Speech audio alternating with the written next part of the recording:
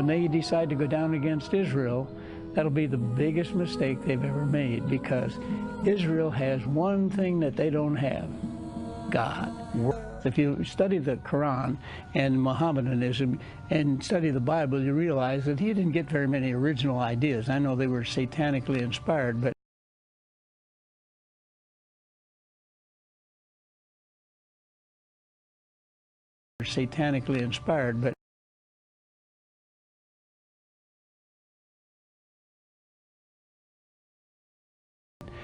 they have all kinds of imitations of the Bible.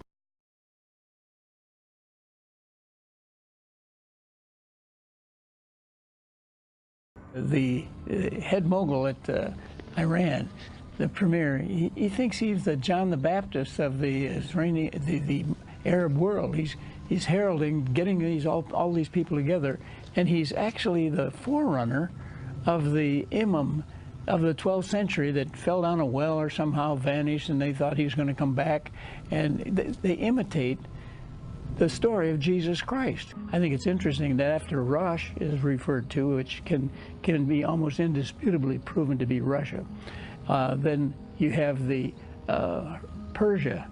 Well, in 1930 is when they changed the name to Iran. It had been Persia up until that time, so we're still talking about the same place. The countries are aligning. Russia is one of the best friends of the Arab world right now. They used to be enemies, but now they're making friends because they've got a common interest. They want world domination.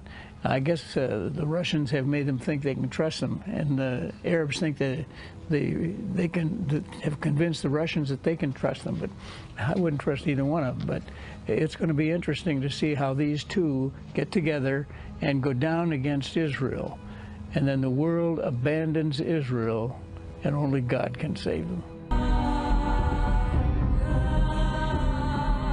The signs of the times are right at hand, and things are falling into place, like Russia and the Arab world working together. They're the best of friends. I don't know how they can trust each other, but they're getting together, and they'll settle their differences later, I suppose they think. Russia is supplying them. They're making the Iranians and not just the Iranians, the other Arab countries around there are falling into place, and they're making them dependent on Russia. Russia's tanks, Russia's airplanes, Russia's equipment, and that's what Russia has to offer them. The two things that they have in common is, one, they hate God. Now, I know they talk a lot about Allah, but that's not the God of the Bible, the real God that exists.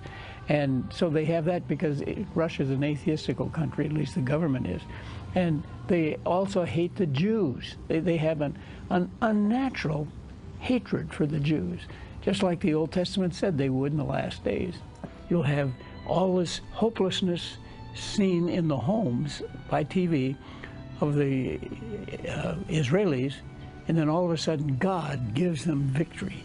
Not through might nor by power, but by His Spirit. He will give them a victory. That will be the most exciting event in the history of the world, when Almighty God shows He's really in charge. He's going to bear His arm and prove to all the atheists and the skeptics that deny His existence that He really exists.